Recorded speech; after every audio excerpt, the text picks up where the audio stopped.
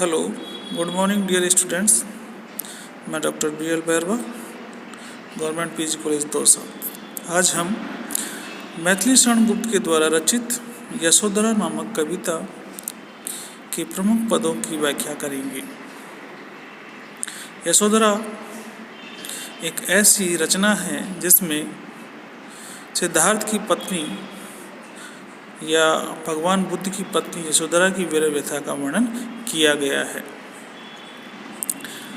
देखिए, अब कठोर हो वज्रादपि हो कुसुमादपि सुकुमारी, आर्यपुत्र दे चुके परीक्षा, अब है मेरी बारी। यह प्रसंग और संदर्भ पूर्व की व्याख्याओं के अनुसार लिखेंगे। जो ब्रज से जैसे कठोर, कौन? सिद्धार्थ। और कोमल से, फूल से जैसी कोमल, सुकुमारी यानी यशोधरा। तो कुसुम यानी फूल, फूल के समान कोमल सुकुमारी अपनी सखी को संबोधित करते हुए कहती है कि हे सखी, रात में मुझे छोड़कर सिद्धि पाने के लिए मेरे पति वन के लिए प्रस्थान कर चुके हैं। तो उनकी विरह व्यथा से व्यथित होते हुए, उनकी विरह व्यथा में दुखी होते हुए अपने प्रियतम की शौर्य गाथा का बखान करते हुए यशोधरा कहती है, आर्यपुत्र दे चुके परीक्षा, अब है मेरी बारी। आर्यपुत्र ने अपनी परीक्षा दे दी है। वे मुझे दीनहीन अवस्था में यहाँ छोड़कर चले गए हैं। उन्होंने मेरे बारे में कुछ भी सोचा विचारा नहीं। अब तो मेरी बारी है, मुझे ही कुछ करना होगा। मेरे लिए पिता ने सबसे धीर वीर वर चाहा। मेरे पिता की इच्छा थी और उन्होंने चाहा कि मुझे ऐसा पति मिले जो धीर हो, वीर हो। आर्यपुत्र को देखकर उन्होंने सभी प्रकार से उनकी प्रशंसा की थी, फिर भी हटकर, हाय व्यर्थ ही उन्होंने हटकर के व्यर्थ में ही था, हाँ यानी मेरे लिए उनका वर्ण किया, उनको चुना। किस योद्धा ने बढ़कर उनका शौर्य गिंदु अवगाहा। जब वो चले गए हैं तो उनके शौर्य रूपी सागर को किसने अवगाहन करने की कोशिश की है। क्यों कर सिद्ध करूं अपने को मैं उन नर की नारी। मैं कैसे सिद्ध करूं और क्यों सिद्ध करूं कि मैं उस नर की नारी हूं। वो तो मुझे दीनहीन अवस्था में रात को सोता हुआ छोड़कर निकल चुके। तो अब मैं उनके लिए क्या सिद्ध करूं कि मैं उनकी हितैषी हूँ। आर्यपुत्र यानी सिद्धार्थ, गौतम बुद्ध जी आर्यपुत्र परीक्षा दे चुके हैं, अब मेरी बारी है। प्रस्तुत पद्यांश में लेखक ने यशोदा की वाग विदग्धता का वर्णन किया है। शैली गेय है, प्रतीकात्मकता है, लाक्षणिकता इसमें दिखाई पड़ती है। लेखक ने तत्सम शैली का प्रयोग किया है। भाषा शुद्ध खड़ी बोली है। प्रसंग संदर्भ पूर्व के अनुसार ही इसका होगा। व्याख्या मैं बता चुका हूँ। यशोधरा दुखी होते हुए आगे लिखती है, क्यों देख कराल काल सा जिसको, कांप उठे सब भय से, गिरे प्रतिद्वंदी नागार्जुन नागदत्त जिस है से। यानी कराल यानी भयानक, आया है यानी घोड़ा, तुरंग यानी घोड़ा, कुरंग यानी हिरण, जिसके भय से काल भी कांपता था, जिसकी वीरता के कारण प्रतिद्वंदी नागार्जुन और नागदत्त के घोड़े भी गिर पड़ते थे। और जो इनके घोड़े थे वो पालित हिरण के समान नत होकर इनके सामने विनय से नत हो जाते थे। यानी पालित हिरण के समान स्वयं वीर बहादुर आर्यपुत्र आज विनय से झुक गए हैं। क्यों ना गूंजती रंगभूमि फिर उनकी जैसे से। मुझे तो जब जय रणभूमि में जाते थे उनके जयकार सुनाई पड़ते थे, आज वो जयकार सुनाई नहीं पड़ रहे हैं। निकला वह कौन उन जैसा प्रबल पराक्रमी, आर्यपुत्र दे चुके परीक्षा, अब है मेरी बारी। ऐसा क्या हुआ कि उनके समान प्रबल पराक्रमकारी कौन है? यानी कोई भी नहीं था। आज तक उन संसार में उनके समान प्रबल पराक्रमकारी कोई नहीं हुआ, फिर उनकी जय जयकार क्यों नहीं सुनाई दे रही? अर्थात उनके जैसा प्रबल पराक्रमी और दूसरा कौन पैदा हो गया? हे सखी, आर्यपुत्र परीक्षा दे चुके हैं, अब मेरी बारी है, मुझे ही क्या करना है। विशेष गेय शैली है, प्रतीकात्मकता है, तत्सम प्रधान शब्दावली का प्रयोग लेखक ने किया है। नेक्स्ट, सभी सुंदरी बालाओं में मुझे उन्होंने माना, सबने मेरा भाग्य सराहा, सबने रूप बखाना। जब मैं शादी होकर यहाँ आई तो सारी सुंदर बालाओं ने अपने में मुझे सबसे सुंदरशाली श्रेष्ठ माना और सबने मेरे भाग्य की सराहना की, मेरे रूप का बखान किया।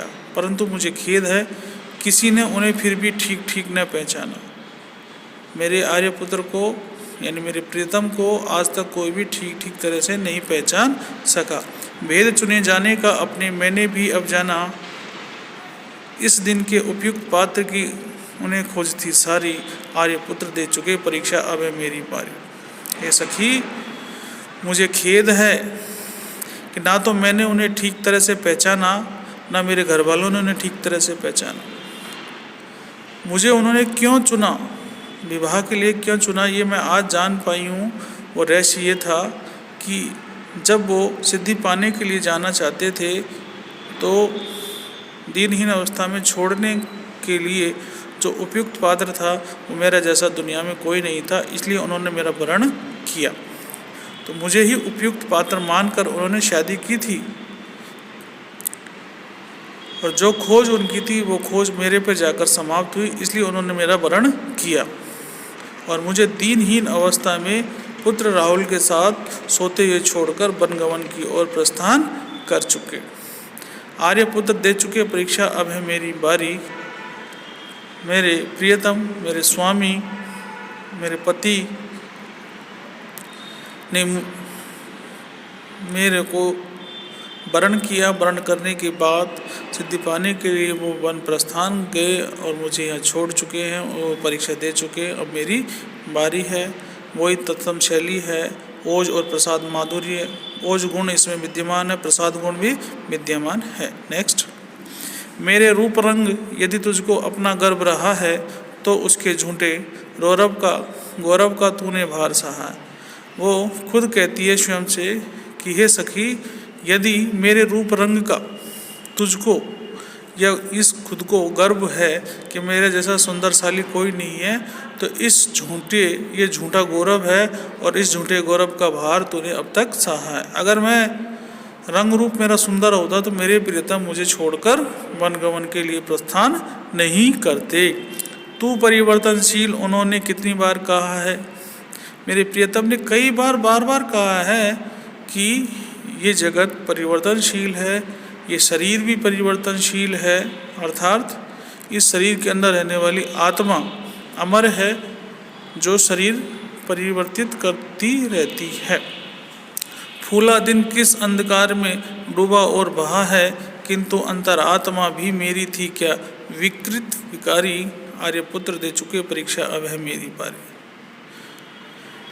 जो दिन फूल के समान सुगंधित आनंददायी होते थे, आज वो अंधकार में डूब चुके हैं। चारों ओर मेरे अस्त्र रूपी कष्ट बह रहे हैं। मेरी अंतरात्मा विकृत हो चुकी है। क्या उसमें विकार था? यानी मेरी अंतरात्मा में या कोई दोष था, कोई कमी थी जिसके कारण मेरे पति मुझे छोड़कर चले गए।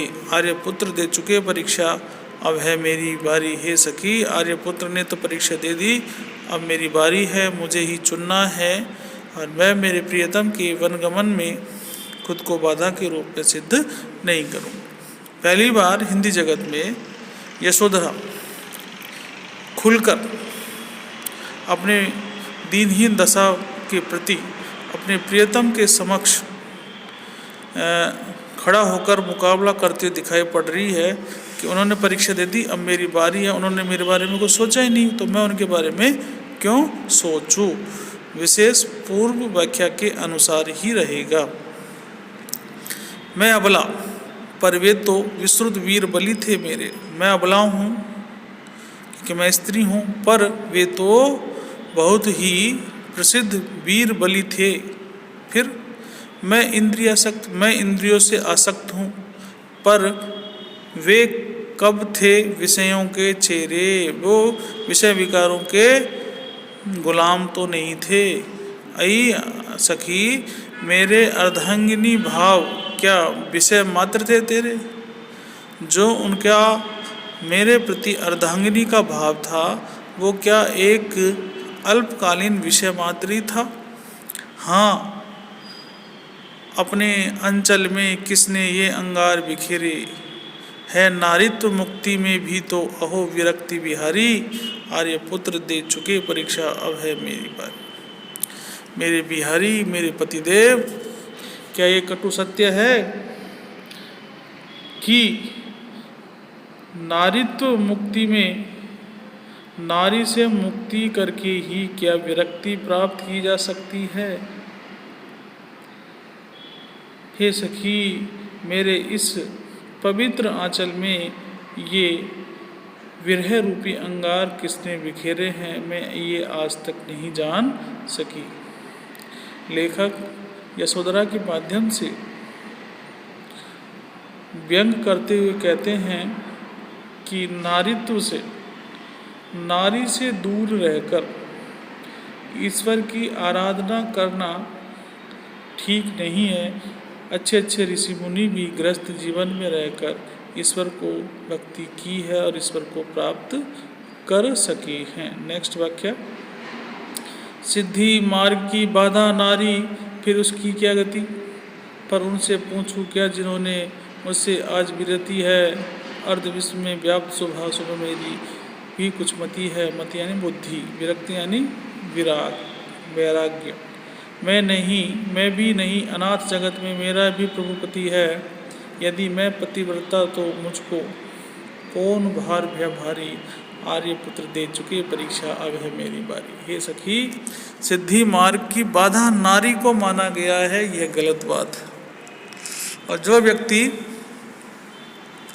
अपने सिद्धि के मार्ग की बाधा अपनी पत्नी को मानता है, उसकी क्या गति होगी ये इसके बारे में मैं कुछ नहीं कह सकती। पर मैं उनसे पूछूं क्या? अब मैं उनसे क्या पूछूं जो आज मुझे छोड़कर वैराग्य को धारण किए हुए हैं। अर्ध विश्व में व्याप्त, आधे विश्व में तो मेरी शुभ अशुभ वाली मेरी भी बुद्धि विद्यमान है। यानी ये प्रकृति में भी अर्धनारीश्वर विद्यमान है। मैं भी नहीं, अनाथ जगत में मैं अनाथ नहीं हूँ। ऐसा नहीं कि मेरा इस जगत में कोई नहीं हो, मेरा तो प्रभु पति है। यानी ईश्वर रूपी पति ही मेरे स्वामी है, और वो ईश्वर रूपी पति है महात्मा बुद्ध। सिद्धार्थ को ही वो अपना पति मानते हैं और उनको अपना प्रभु कहती है। मैं अनाथ नहीं हूँ। यदि मैं पतिव्रता हूँ तो मुझे किसी भी प्रकार का भय नहीं है। मेरे कंधों पर किसी भी प्रकार का भारी भार नहीं है, क्योंकि मैं पवित्र हूँ, मेरे विचार पवित्र हैं। कहीं भी मुझे किसी भी प्रकार की अनिष्ट की आशंका नहीं है। आर्यपुत्र ने अपनी परीक्षा दे दी है, अब मेरी परीक्षा की बारी है। अलंकारिक भाषा है, तत्सम शब्दावली है। नेक्स्ट, यशोधरा के भूरी भाग्य पर ईर्षा करने वाली, तरस न खाओ कोई उस पर अच्छी भोली भाली। तुम्हें न सहना पड़ा दुख, यह मुझे यही सुखाली। बंधु वंश की लाज देव ने आज मुझी पर डाली। बस जातीय सहानुभूति ही मुझ पर रहे तुम्हारी। आर्यपुत्र दे चुके परीक्षा, अब है मेरी बारी। ये सखी, यशोधरा के भूरी भाग्य यानी श्रेष्ठ भाग्य पर या यशोधरा के अच्छे भाग्य से ईर्ष्या करने वाली, अब तुम मुझे भोली भाली समझकर, दीन दुखी समझकर तरस मत खाओ। तुम्हें न सहना पड़ा दुख, यह मुझे यही सुख आली। हे सखी, आली यानी सखी, हे सखी, मुझे तो इसी बात से खुशी है, इसी बात में सुख लगता है कि तुम्हें इस प्रकार का दुख सहना नहीं पड़ा। यानी अपने प्रियतम के वियोग में तुम्हें तड़फना नहीं पड़ा। बधू वंश की लाज देव ने आज मुझे पर डाली। अपने पति देव के वंश की लाज ईश्वर रूपी पति ने देव ने मुझे कंधे पर डाल दी है। अब मैं इसकी लाज को सदैव निभाने का प्रयास मरते दम तक करूंगी। बस जातीय सहानुभूति ही मुझ पर रहे तुम्हारी।